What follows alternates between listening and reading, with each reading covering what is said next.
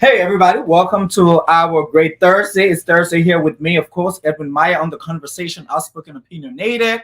If you aren't following us, we say this all the time. Go to Facebook, the Conversation Outspoken Opinionated. We are, of course, on Apple Podcasts, the Conversation Outspoken Opinionated. We're on Spotify Podcasts, the Conversation Outspoken Opinionated, and of course on Instagram, the Opinionated and Outspoken Podcast. Today is a great conversation. We have the one and only Korto Momolu, our own Liberian sister, who has represented us on major war stages. And so I'm super excited to have a conversation with her. But before we go into the conversation, for those of you guys who are watching and for those who will watch after this, our own brother, our Liberian brother, Moses Soare, currently news with us that he had a tragic accident earlier today in Minnesota. He's in the hospital in the ICU. So guys, let's put our prayers there for him and his family to make sure that he's okay. We again, to his family, we love you, we appreciate you. To his manager, my home girl, we love you as well. And I just hope you guys just be strong, and we are also praying for you. But the conversation today, of course, is going to be great. We're super excited. What we're gonna do? Y'all know it's Thursday. What we try to do. So of course I got my drink. I didn't tell her, but I was trying to. I know that like back when she was on season 5, they did like a Korto. That's what the people did in her hometown when they used to do the watch show. I was on Google, people trying to figure out how to make this thing, but it didn't work. So you know what I did? I did my little Milagro and my cranberry juice because I couldn't figure it out. But I'm gonna bring her in because I think I really need the recipe. But what you guys think? Talk about that. Of course, you can send in your questions and go. The show is live. But I'm gonna bring Korto in as well. Welcome to the conversation, man. Hey, how are y'all doing? Well, we are doing great. We are excited to see you. I see people are trickling in as well. So we are super excited to have you. I was telling the people that I tried to create the Korto, but I couldn't get the recipe. Well, anybody that knows Cuts well knows I'm a tequila girl. So I do have Milagro. So I do have my tequila. I have my tequila and cranberry juice. So I guess I made it. I made the cut. Yeah, a little tequila, a little ginger liqueur, and a little guava juice. Gotta come strong for the motherland. That's and nice. Some ice and some mint, and that's it. Cutotini. Oh, I got it. So I'm gonna make one. I'm gonna let people know. But it's so, but still, I still have my little drink here, so I guess we're gonna make it. But I'm so happy to have you. It's super exciting. Been following you for years. I was telling you earlier. I think I was in college. I still remember this day. We watched a project when my roommate at that time, or my student at that time, his girlfriend was high into fashion, and she was like, "This show, I need you guys to watch." I'm like, "What show?" She said, "It's called Project Runway." I'm like, "Oh, okay." She said, "But I think somebody's gonna be on the show. She's somebody that's on the show. She sounds like you." I'm like, "What do you mean she sounds like me?" She said, "I'm telling you, ever watch the show." So we watched it, and that was it. I was hooked, and I was following and finding you and everything. But it's so good to have you here. I really appreciate you being here. And we're just going to go straight into it and ask you, how are you doing? I'm good. Here living the life. You know what I mean? Okay. I think anybody who has a dream knows that you don't just dream it and it's done. It's gonna continue to go, and you got to keep working at it. There's gonna be highs and lows, but the key is I'm still standing. And that's good. And I think that's what for me. So I'm gonna say this. So somebody told me. So I believe you from. So originally your family is from Lofa County. Yes. Right. And you are Loma. Yes. Well, I'm Kissy. And what they said is you are her uncle. Yes. So I was like, okay, this traditional thing. So I need to say that first so people can be okay. But it's so good to have you. But I just want to jump straight into Project Runway. Okay. I think for us from Liberia, people from Africa, I think for me, and I might be wrong, and you can correct me, I believe that you are the first person that actually was 100% identifiable from the motherland on Project Runway. Yeah. I think I was the first African, first West Yes. African, first Mhm. Liberian, Yes. first Arkansan, and first Lomake. I mean, we can go on and on and on. Okay, well, and that was it. I think that you set the stage, and I think this and what I said is that I think you set the stage for so many other people, so many other West Yeah. African when it comes to Oh fashion. yeah. And Representation is important. yeah, You know, when I initially watched the show, it was the first season. There was a young lady called Karasan. She was, I believe, from Los Angeles. So she uh-huh. inspired me, seeing a black woman on there who really should have Okay, won the first season as well. She killed it. They robbed her. But she did it, and she won so many of the challenges, and she was fearless, and she was unapologetically who she was, and that was my role model coming on. And then later, 3 seasons later, was Michael Knight from yeah. Atlanta. You know, another brother who was doing his thing and not being afraid to just be who he was and shine. And I think a lot of times we get in these positions and we try to take the humble route, which is fine. You can be humble, but don't dull your sparkle for anybody. You know what I mean? Even from my name pronunciation, I was very like, this is who I'm going to be. I'm not going to be that classic black girl y'all probably trying to cast. I'm African. My Yes. parents are watching this. My kids are watching this. So I'm not going to be disrespected or disrespect anybody else. But, you know, don't try me either because I can't bring it. But yeah, I wasn't going to be the stereotypical black girl on the show. You know what I mean? I have morals. I'm educated. And I wanted to show another side of a black woman on reality TV. We can be Mhm. respectable. You know, I'm somebody's wife, somebody's mother at the time. You know, I was 33 years old, and yeah, I wasn't about to shame my family just for the sake of being on a reality show for ratings. So they understood that and they respected it. And what I loved about it, they wanted to tell my story. So many of us came from war-torn Liberia, whether we were out of the country or not, it affected us the same way. So all that was important for me when they were telling about who I was. I wanted it to be real. I didn't want it to be fake. So when people saw me in public, it would all connect. It wouldn't be like, well, these two things don't belong to the other. I wasn't trying to play those games. So I'm thankful we had a great production cast of Magical Elves, and they really showed me in the way that, you know, I felt happy with after the fact. And I think for us who were watching, I think that's something for me. I know I took away because I believe they didn't want to. There was a light on you as an individual, but then they also capture everything from your family to where you Yeah. were from. And every time I've been like, every time they brought something when it comes to Liberia, even when he did All Star, even when Yeah. he did All Star, they Yeah, also that was brought. cool. We did the, you know, the United Nations, and I got Yeah, to meet some delegates. You know, I've never been shy of saying, you know, I'm African and then I'm Liberian at that. When you get torn from your country, it's up to you. In our house, we, you know, we're in Canada during the war. So in our house, though, in Canada, that was Liberia. We still ate the hmm food. We still talked the talk. The morals and the values were still the same. It didn't matter where we were in America, in Canada, in Germany, in your house. Your mother's always your father. Everybody's going to continue to make sure you stay close to your culture. So it was important to me to hold tight to that, especially during the time where, you know, my dad was in government. So we're in exile. We couldn't even go back home if we wanted to. So it was important to me to just make sure that I never lost touch with my roots and just be proud. You know, now it's cool to be African. The Afro beats Oh, kick just everybody. tell me about it. You Everybody, know what I mean? But when we were getting called African booty scratchers African booty and scratcher. asking which race, Nobody, yeah, nobody at that time. They don't. right? If Nobody want to be there's so affiliated many with us fights I then. don't have with this conversation, Right. but The struggle was real. yep, it is. And so your childhood, I believe you were in Canada when the war started in Liberia. You're separated from your parents, and I can believe. Mhm. How did that really shape you into the individual who you are today? Well, I mean, you know, thankfully for me, it worked out. My parents were able to escape. My dad went to work one day and drove and kept driving until he had to walk to Guinea.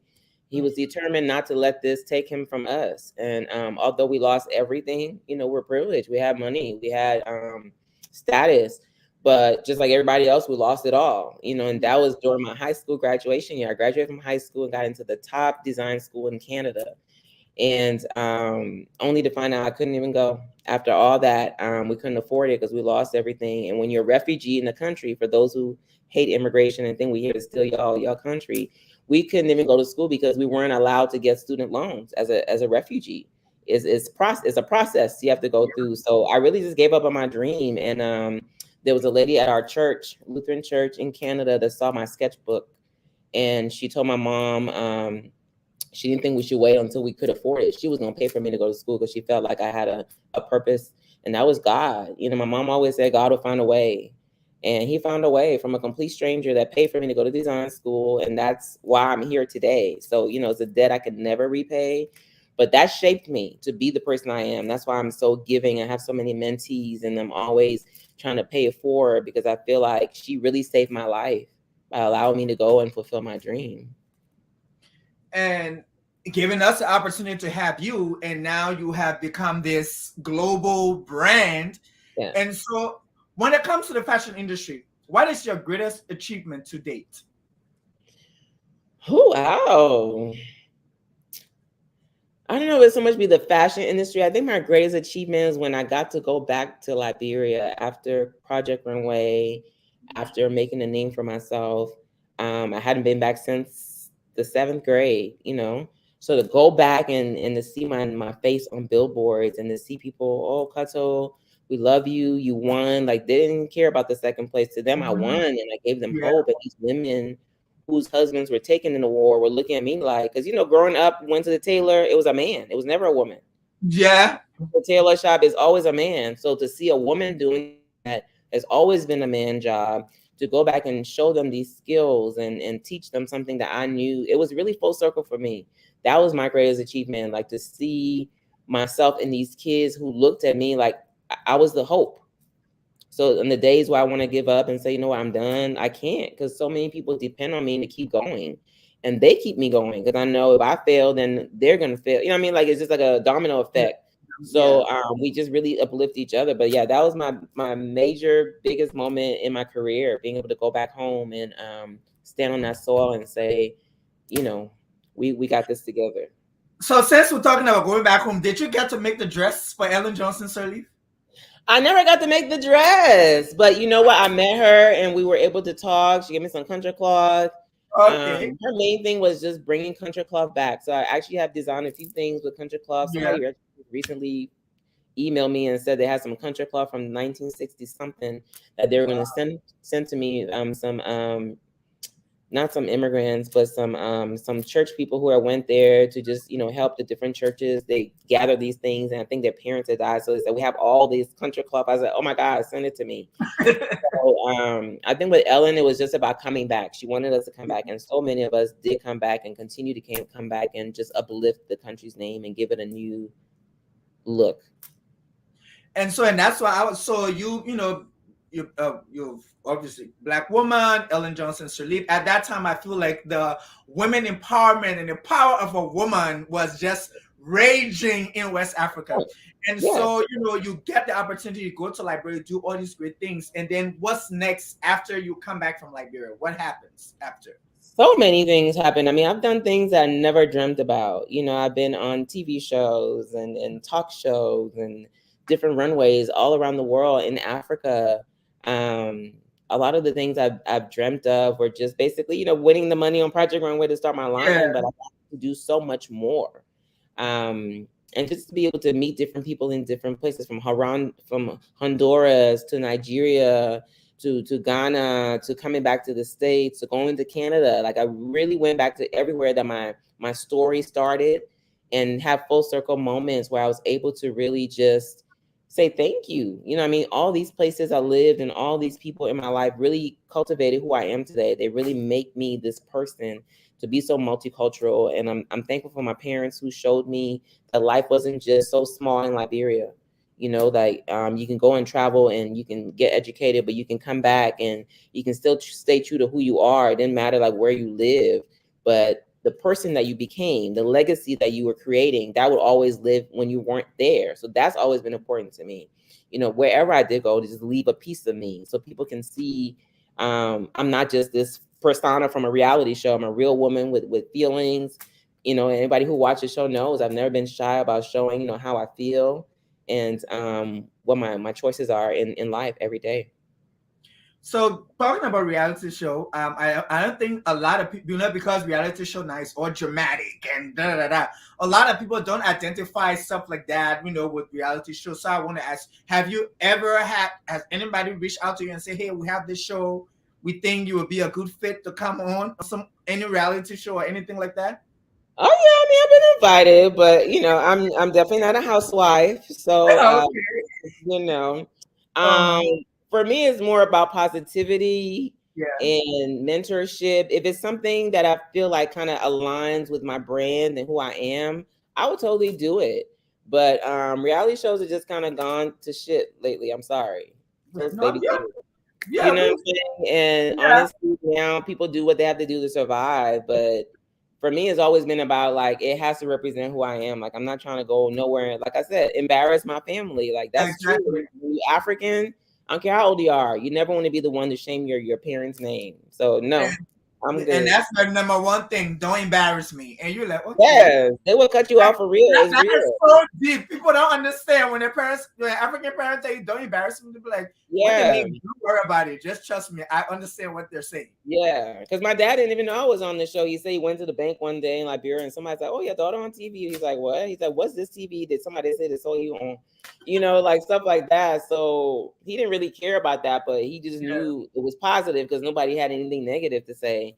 So, and then we're in the social media age. Exactly. People have a lot of stuff to say about you, and you just have to be really strong with when you out here. Sometimes you want to click, but you can't click. Don't do it. So yeah, those receipts will always be there. So I'm very mindful of that. I've had a good run in the public eye, and I'm proud of the Yeah. run that I. And so I want to ask you, so when you are on the show, you guys have different guests that come on. They're different guests Mhm. for the competition. And so which one of the guests or which one of the guest judges that came on that you were like, oh my God, this is Oh, serious? definitely, I know this one. It was LL Cool J. Like, ladies love Cool J. I was a huge fan, and I literally just saw him in concert right before I went on the show. So for him to be a judge, like this is an icon. You know what I mean? I was a round the way girl, and I had it all. I was her. So Okay. yeah, he was definitely one of my favorites, and I won that challenge. I did a menswear challenge, first time doing menswear, and won. So that was that thing. After that, I really felt like, okay, girl, this can actually happen for you. Like it gave me momentum and encouragement and boosted my confidence. And years later, I would do a line and have his wife, Simone I. Smith, actually sponsor my show with her earrings. So it was really cool to you just never know, Just never know. So when did you realize that you were a big deal? Because when did you realize that, okay, this is serious, I'm a big deal? Like real talk, I was in Hobby Lobby when I came back to Little Rock, and it was during the time where I was actually doing my collection, but nobody knew I was going to Fashion Week. I had to keep it a secret. So I was in Hobby Lobby, and I didn't realize my voice is so distinct that people know my voice when they hear it. So there's a girl in the aisle next to me. She goes, "Oh my God, is that Korto?" And then she comes around and literally starts screaming. And then she got on the floor. She goes, "Oh my God, oh my God." She said, "Oh my God." So she got on the floor, and then I'm like, "Can you please get up? Like, please stop. Like, don't do this to me." And my friends were just like, "What the hell is going on?" I said, "I guess I'm famous. I don't know." But it was embarrassing. I was embarrassed. I'm like, "Please get up. I don't want these people to think I'm doing something to you." But yeah, Yeah. that's So like, I guess I'm famous. no, yeah. And so I think so before I ask you that question because before you, every time we say you're from Liberia, people would say, "Oh, George Weah." That was Mhm. the connection.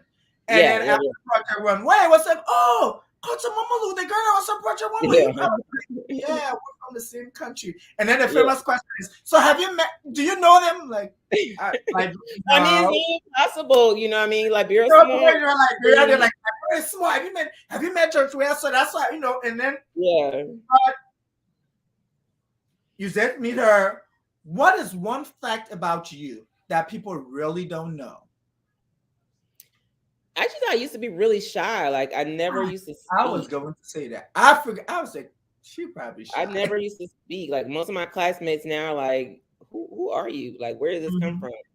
Like I started really using my voice probably when I got into fashion school or my last year of high school a little bit, but I was always super shy. Like people would forget me places. That's how quiet I was. And I never used to speak. But then once I got my voice, Lord, watch out. You know what I mean? So it's good to be able to say that I took time to observe so much. And I still observe now. Even if you see me in the room, I'm not going to be the loudest one there. I'm the one sitting back, kind of feeling the energy and seeing who's doing what. I move quickly in my head and slow by my feet. You know what I'm saying? I think things through a little bit. So that person's still in me, but definitely not shy and quiet anymore. Yeah, so growing up in Liberia, of course, we all knew that the Taylor, what the Fula people, the on Benson Street and Gurley Street, but of course there were some names. I remember Mimi Swain and Ibrahim Pelham. Those were Yeah. like the names that we knew. Yeah. And so now I ask you, is there a Liberian individual that you be like, yeah, that person really inspires me when it comes to my work and what I do? You know what? I had the pleasure of meeting Lima Bowie. Okay. And after she won her Nobel Peace Prize, we actually connected. That's my play auntie. But she really took the time to call me and talk to me. Whereas a lot of people would just say, "Oh yeah, I know her. She's from Liberia." It was important for her to see me, to touch me, and just talk to her. She's such a beautiful soul. And being what she's doing, she's kind of very similar to me. She's not very loud, but she's making moves, and she's doing things that matter for our country, for the love of our country. And I think women like that who are so strong, when they take time to pour into you, it's important. It's important. That's probably one of my mentors now, that I see her doing her thing, and I know I can call her anytime I need the pep talk to just keep going.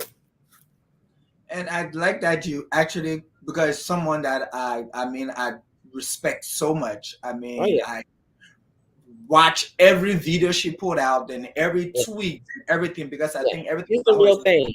yeah, she is the real deal. And like you said, I think for me, well, it's like she's not loud.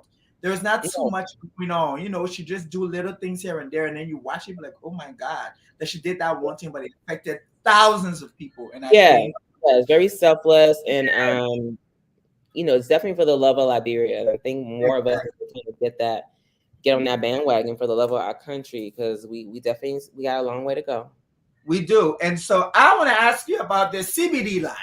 So I know that what's the inspiration? What is it about? Like, I really want to know about that. I really want to know. So tell Okay, me. but you can't smoke the outfits, okay? Why you messed my question up? I don't know why everybody thought they were gonna come to the show and that the outfits are gonna blow up. Blow up and be on flames like that. No. So the whole CBD line, it was a collaboration with Women Grow, which is like one of the number one female group of cannabis owners, growers, dispensary owners, like just the whole women. When they say women grow, anything that has to do with the growth of the plant. And it was really empowering to be able to get with them and design a line that was inspired by cannabis. So we used natural things like hemp fabrics. I'm making clothes out of hemp, which is like the root of the plant as it is, and other sustainable products as well that we incorporated to make like a fashion line to show at Fashion Week, which is the first of its kind. Usually you'll see like t-shirts with like the plant on it, but to actually have garments created inspired by it was definitely different, and it made awareness. Like the day we launched a line in New York was the day that it actually became legal recreationally. So it was a great way to just kind of launch off that whole thing, and hopefully talking about these things will be a thing of the past in a couple of years, because come on. So, I brought it up, and, we're Liberian, and, the president was like, they get selling marijuana clothes. so how do you explain this to our aunties and uncles? Be like, okay, hold on. Tell them, clear the land. Okay? Clear the land. We have a lot of land in Liberia. Come on, Africa. Like, the world here is open to recreational, medicinal. In Africa, we're still sitting there acting like, oh my God, but we drink alcohol, which is way worse to our bodies, to our minds, to our souls, to our lives. So, it's time for Africans, Liberia especially, open the pathway so we can come make some money. That can actually help build our country up, using the funds from selling this stuff that actually is very helpful to a lot of us who are sick. I have, what do I have? I didn't forget that quick.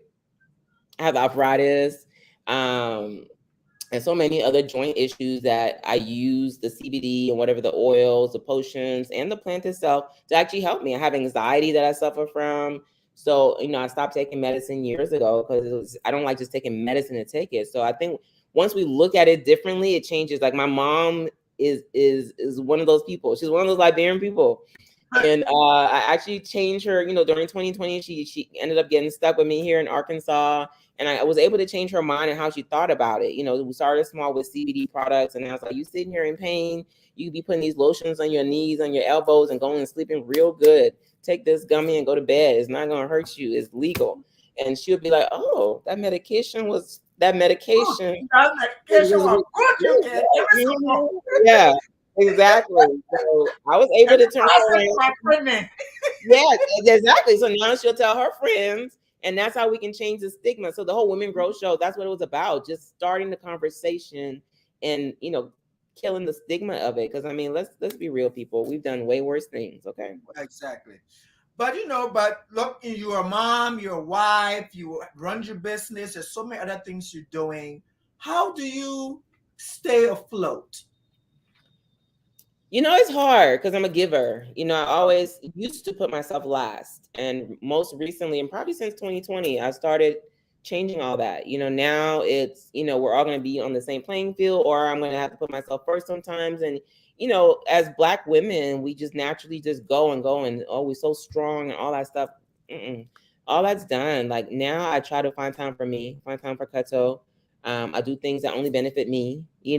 My children will be just fine. Because once I'm 100, they can be 100. If I'm not good, no one's gonna. Even in this house is gonna be good unless I'm good. Okay. Mm-hmm. So yeah. So I think putting myself first has been the way that I kind of balance. Taking time to enjoy the small things. I'm not materialistic. I'm not into a whole bunch of labels and stuff. For me, it's the little things. Going to a beach, just listening to water, having some quiet time, watching a movie, reading a book. It's not big stuff. It's just little things that really kind of pour back into my soul. Because sometimes I end up with like an empty cup because you work so much and you come home and you're taking care of your kids and then your friends and then this person, your parents. It's a lot. So finding time for yourself is definitely the key to survival in this world.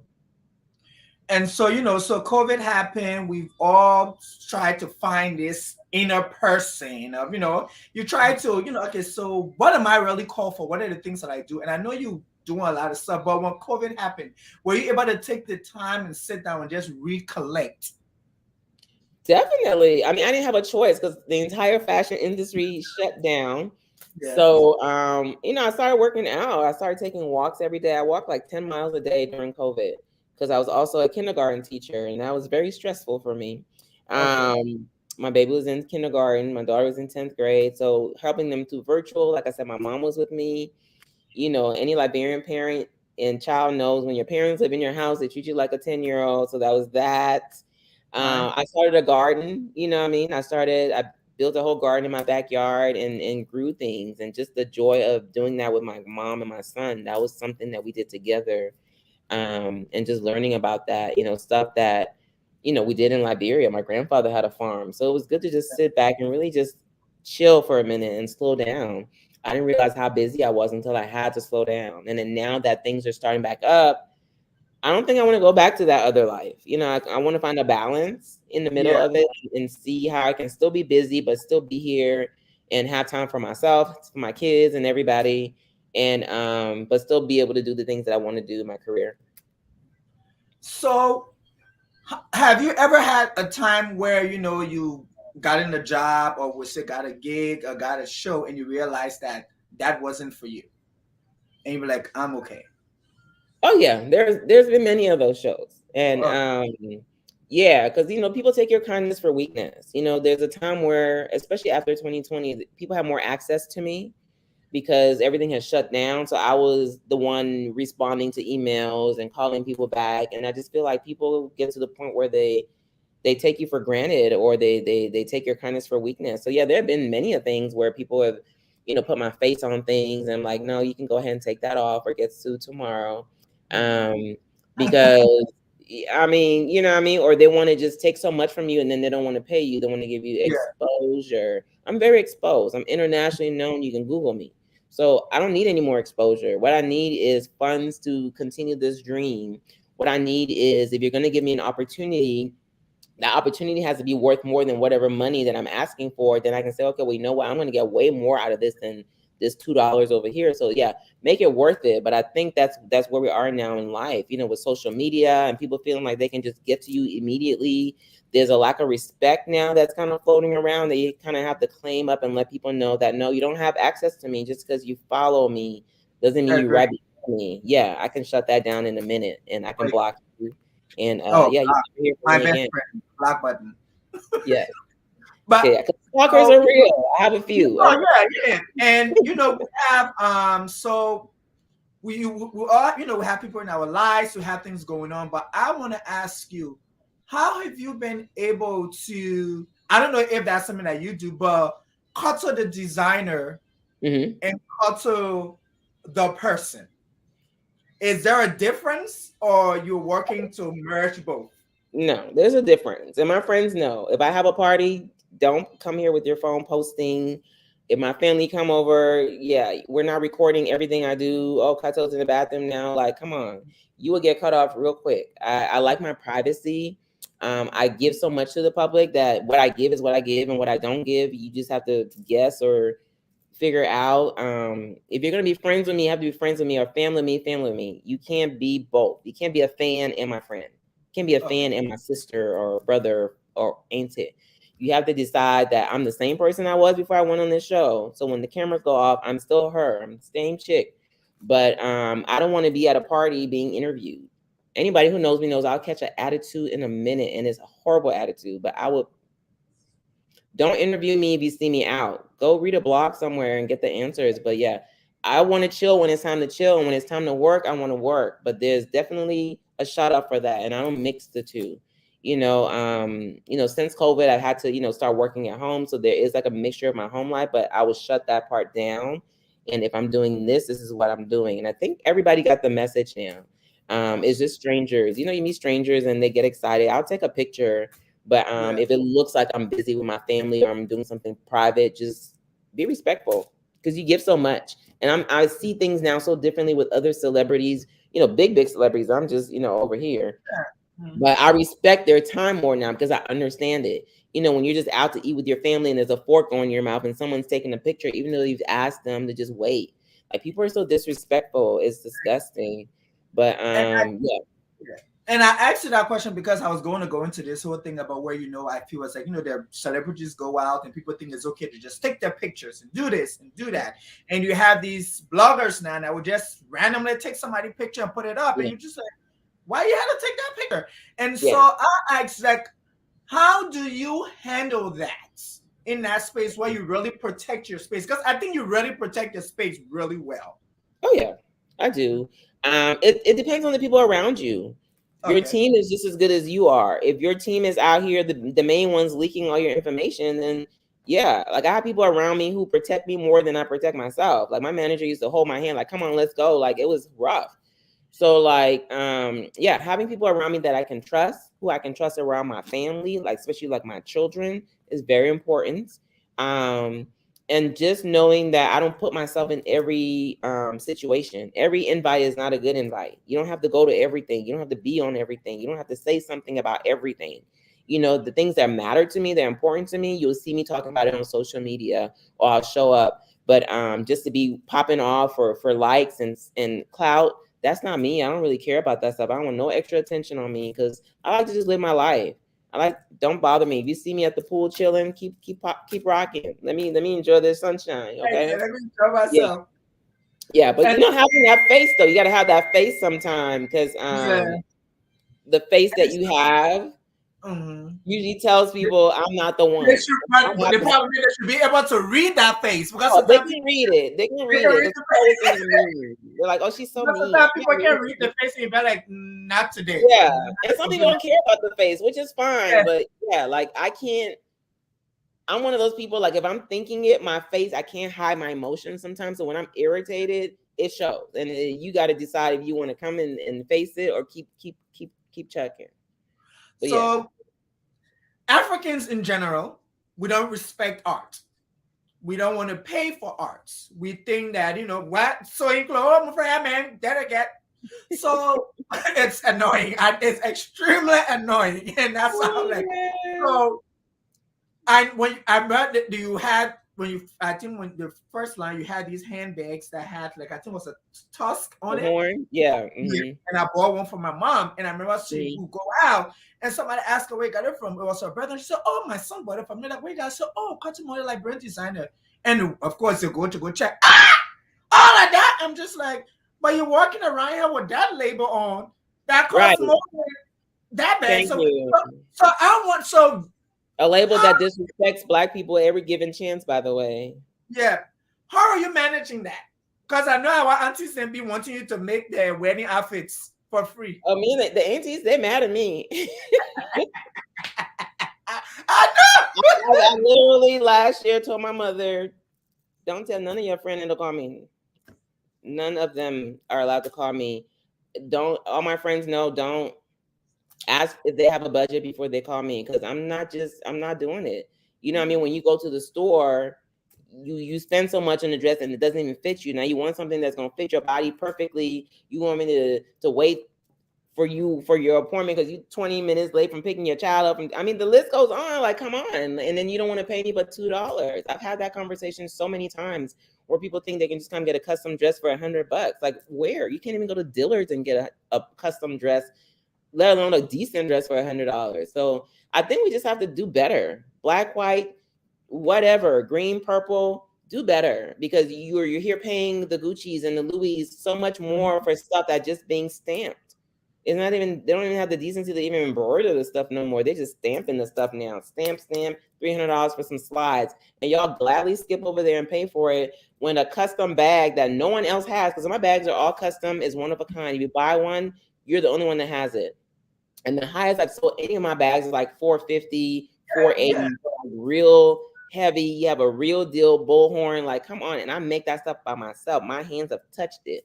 So I'm at the point where if you don't want it, that's fine. You don't have to get it. But I'm not going to give my soul away, because that's what I feel like I'm giving every time. I'm giving a piece of my soul. I'm giving you a piece of Korto. And if it's not worthy, then that's fine. You don't have to get it. But yeah, lose my number. Like, we gotta stop. We gotta stop. No, for real. It's real. No, and expect so much. They expect so much. They come to a show, they're going to get fed, and they want the carpet to go up like Aladdin and throw them around. I'm like, come on. Okay. And they're super excited, when they find out what you can do. Let me can call, I guess, so she can sew my clothes. No, and my Liberian people, if you're watching, you guys are not my number one clientele, which is very sad. Okay. So don't claim me and love me. If you love me, show me your love when I pull up to your town, when I'm at fashion shows, when my stuff is online, when I have a website that has things to sell, all of that. Show me your love there. But just tell me you love me, that's that fake love Drake talked about. Yep. And so somebody said they're so glad that you set healthy boundaries for yourself. I had to. And I think that is important for all of us and everything. And I think for the kind of life that you and all the other celebrities have, and everybody, you have to set these healthy boundaries, especially for us coming from where we come from. Everybody expects this hand out. It's like, okay, so what you're bringing, but they don't want to. To my family back home, I'm P. Diddy. I'm a billionaire, I'm a millionaire. So you go to America, you're rich. You in America, you rich, man. Somebody asked for money, told them, say you don't have money. They can't believe it. I'm like, I have money. I have money for me. I just saw you in Essence magazine. They ain't paying me to be in Essence. Somebody, this is a Liberian person said, "Hey, Korto, can you custom make my anniversary dress?" Well, you can go to Korto's website. There's a contact me place. You can put in your information, and then you can request it. Yes, there's another button that if you want a consultation with me, you click it and you pay, just 3 digits, and you get me for a whole hour where we talk about what you want to make, how you want to make it. We talk about your budget. Budget is important before you press that button. You got to have a budget. Okay, what are you worth? That's how I tell people. It's not about me. It's about you. What are you worth? You only worth $50. Yeah, that's a whole problem. For your wedding, you know what I mean? Like, come on now. So yeah. So definitely hit me up. I don't mind doing custom. Custom actually is what I've done for the majority of my career. I don't have like a brick and mortar store. It's carried me for years. So I have no desire to stop doing that, but just come respectfully. And I was going to, and I think that's one of the things that's extremely important when it comes to people who you're an artist, and I think there's some level of respect, because when I come to you and say I want this, but then I want to give you chicken change, it's like, okay, so you don't respect my work. Yeah, it's disrespectful. It's very disrespectful. With anything, you know, as soon as Beyonce comes out with a single, people are literally like quitting their job on the 29th to make sure they can stream. You know, and she don't need no more money. I'm be streaming too, not at midnight, but you know what I'm saying? My point is, like, she wouldn't have gotten there had she not had support. And all those people that live in Houston, they supported her. So I shouldn't want for nothing just based on my Liberian people, 1, my African people, 2, Black women, 3, because I've been, you know, really out there pushing for women that look like me, full figure girls, not just the skinny ones, but the curvy ones before the BBLs. I was up there risking my time on the show talking about we need to make stuff for curvy women and all of that. And just being a voice in the face that we didn't have on TV. You know what I mean? All the scratching and the beard throwing. Yeah, a face that you could be like, you know what? She represents who I am. So for all of that, you don't have to love my stuff, but support, sis. Yep, it's important. And so have you ever thought about collaborating with, first of all, I'll ask you, what do you think about Liberian designers who are actually in Liberia? You know what? Liberian designers are doing their thing. I mean, it's actually my dream. And once I find some time to just be still, I want to go back and find a few tailors where I can just show them, you know, put them onto some stuff. Because like this, my mom just came back a few months ago and she brought me some dresses and whatnot, really cute stuff. And I'm just thinking, you know what? I don't want my stuff made in America. I want my stuff made in Africa, but more importantly, made in Liberia. So, but I need the time to go and show them and give them the right equipment to be able to do the quality that's needed for global, you know, consumption. So definitely on the page for that. But you know, we have, look at Telfar. Telfar doing his thing. He's not in Liberia. Yeah, he's doing his thing. I mean, he's killing the game. You know what I mean? He is. He is, and I think I had a, and that is for me. I think it's the fact that people are saying that, okay, this is a Black man identifying himself with a country in Africa, Liberia per se, where every other thing is negative about us, and he's really killing the game. And I am so glad, and I'm so glad, and I posted on his page. His prices are not going up. He's sticking, even though Beyonce wore his bag and all this stuff, he keep it as it is so everybody can be able to afford it and buy it. Because you make more money that way. I know the crazy people want it so they can only have, and only them can have access to it. Yeah, it was done that way so everybody couldn't afford it, only the rich. So it would have this elite look for these different brands. But I think when you have fashion, why would I want everybody to wear my stuff? Exactly. You know what I'm saying? That's the whole thing, to go out. Like, I love when I'm in the airport and I see somebody wearing something I made. Like, that's the best feeling. I feel like a fan of myself. Like, oh my gosh. Like, that is the ultimate compliment you can give. You know what I mean? So yeah, people send me pictures all the time. Or, you know, I have a friend who's a flight attendant. Every time somebody's wearing my hat, he'll send me a picture, be like, oh girl, your hat's on my flight. You know, stuff like that really gives me joy to just see that, you know, people love your stuff. And you don't have to be for everybody. Everybody don't have to wear Korto Momolu or Telfar or whoever or Gucci or whatever. But I think wear what you love, support what you love. But don't be on the complaining side of things when you're a part of the problem. So we are Liberians, and you know, we want to make sure that our country is seen in a different light. And so, you know, I ask you, what is it, you being the platform that you've had, you've definitely put Liberia out there and all that kind of stuff. But what is it that you think that we can do for us in the diaspora who are here and we have this wealth of knowledge? What can we do to uplift Liberia? I think we need to hold our president accountable. I'm sorry.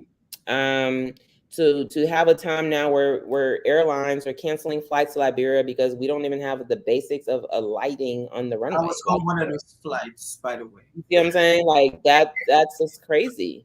We don't have the bare minimum. We don't have electricity. We don't have running water. But yet the person who's running our country is living a lavish lifestyle. That's unacceptable for all him and all the who've come before. I'm holding everybody accountable. You know what I mean? Our country has not been good since the Tubman days. That's way too far. I wasn't even able to even see that stuff with my eyes. But It's doable. I've been to other African countries. They're doing it. We should be worried about tourism and bringing people in, but who wants to come into a country where they might get sick in the first few days because of so many other things? You know what I'm saying? You want to be proud of your country and push your country, but I'm not gonna lie. Sometimes I'm fearful about going home. I don't know if I'm gonna be stuck there during a time where stuff's gonna go left on me or whatever. So it's like you want to uplift. So we need to hold those people accountable. Those people who are running for government, senators, local government, they have to start being accountable. I have friends and family who live there now who work for months without pay. It's unacceptable, and it's embarrassing, and it's ridiculous, and it needs to stop. And you say that, and I tell you, I was stuck in Liberia last December. I went to see my dad, and I was stuck there because of COVID. Like stuck there for an extra week. They don't realize that it's a ripple effect. If I stay here for an extra week, that costs me more money. I got to change my ticket. That's more money. If I got to come back to work, that's you taking money from my pocket. So it just and they don't understand all the things that happen. And so somebody be like, I ain't going back. I ain't gonna deal with that. Yeah. More of us want to come home. More of us want to move home, but we're also accustomed to just the basics of life. Just at least give me the basic foundation, and then we can talk more. I mean, it's no problem to do things, and that's not. I don't want money for any of the stuff I could do for my country, but I think it's time we sat down at the table with the people who have the power and say, well, look, this is what needs to be done. We will come back, we'll learn our names, and we can do whatever we can to show light on our country. But we can't be doing that if you who have the power to change the laws and change the rules and make things happen, you don't even care. It's all about money. You know what I mean? It was all about the natives being in power. Now the natives are in power, and we're not doing no better. And it's just and this it's funny because last week I had he's running for president. His name is Tiawon Gonglo. He's a lawyer, human rights lawyer, and he's running for president. He was on the show last week, and that's something we talked about. I'm like, we still live in this era where I don't care what Liberians say. Well, when you go somewhere, when they say, who are you? You say, oh, I'm Korto Momolu. Oh, is this person your dad? Is your dad this? Is your mom this? Who your family this? And it goes into this place where it's like people don't see you. It's like your relationship with whomever they feel, and then they start to justify. It's status. It's status. Exactly. And that's the thing. That's what I'm saying. Like I'm aware of that. So when I'm out, I can't just be reckless. You know what I mean? Because that's the first thing to say. Oh, I know your dad. All through school, when I came back, I know your dad. You know what I mean? So there's always going to go back to the DNA, to the ancestry, keeping it strong.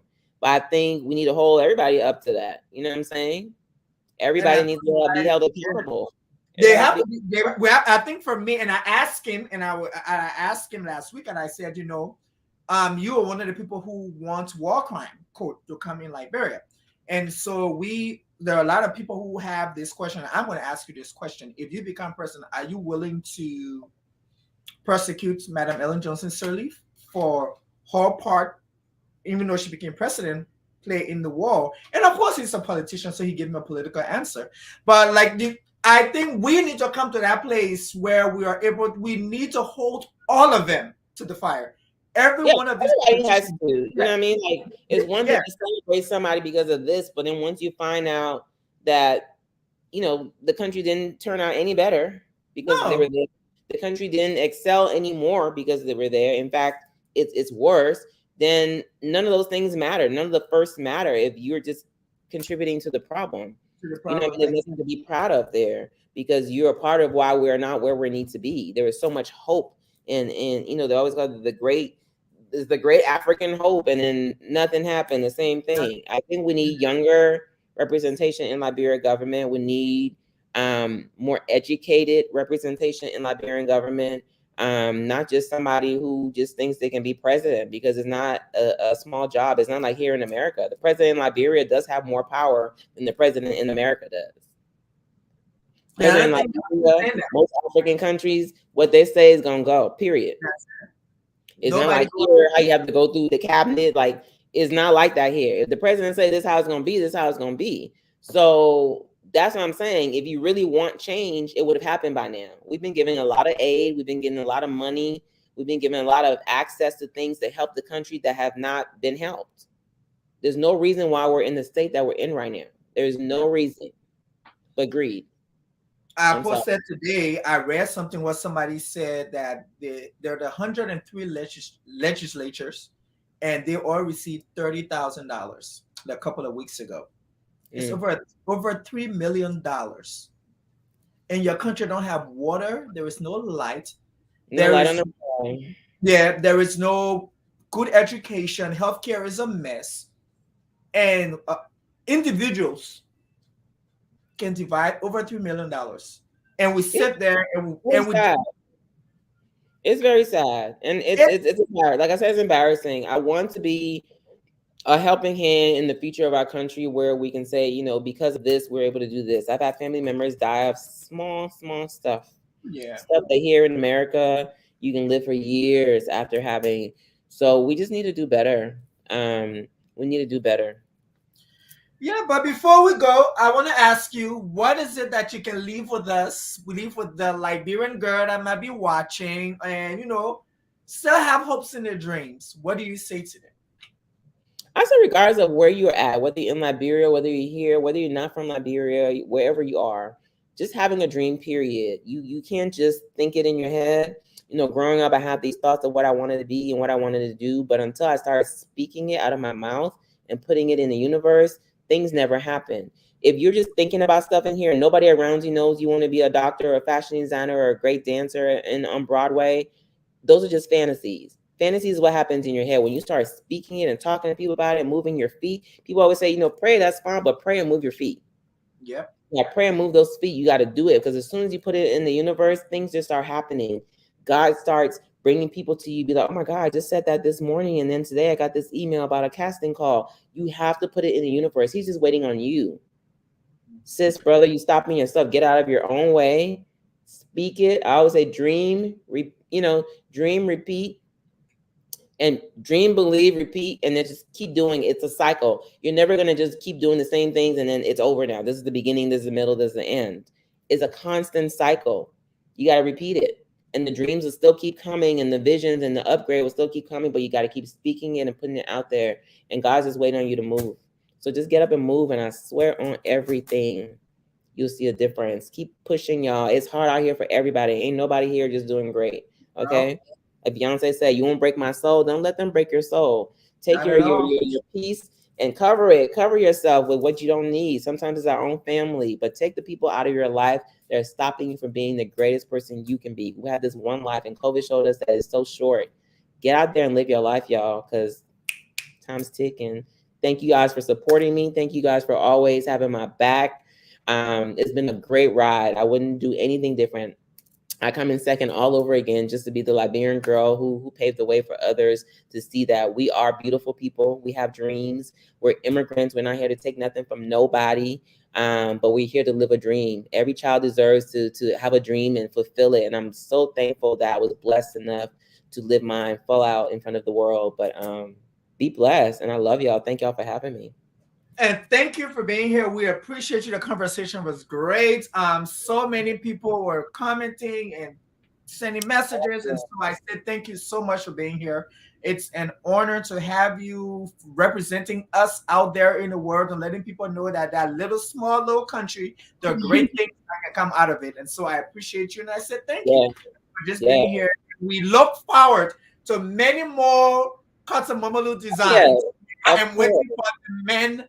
I'm waiting for the men designs. That's what I want. I'm just waiting. Okay. I did a small stint. It's coming, y'all. It's coming. Maybe that's what I should be doing. Maybe the men then will just pay my price and the women then and I think you have this friend who every time he wears something, he posts it on his Instagram page. I'm like, dude, stop. Okay, all of us here too. I know, Bruce. Hey, Bruce. Yeah. Sir, stop. We're here too. Okay. I know. I got y'all. Okay. 2023 is for the men. Sorry, girls. We appreciate it. So we're all waiting. And trust me, the guys are not going. We are going to come with full. I know y'all ain't cheap. I know y'all gonna come with it. Y'all know we're gonna come. We're gonna come. We're gonna roll up in Arkansas. That's why we're gonna come. We're gonna come over there to gal stuff. Yes, awesome. Thank you. But thank you so much for being here. We appreciate it. All right, thank you guys so much. Thank you, Edwin. Bye. Okay, bye-bye. Okay, guys. So I told you guys the conversation was great. I actually did not want to end the show, but you know the production little girl keep on texting me. We gotta go. We gotta go. So, but hey, it was great. Korto is amazing. Again, like she said, you guys go to her website, get something. KortoMomolu.com. Go there. Find a way to get in contact with her. See how you can get something made. She's our African sister. She's our Black sister. She's our Liberian sister. Let's support each other. Let's do this thing.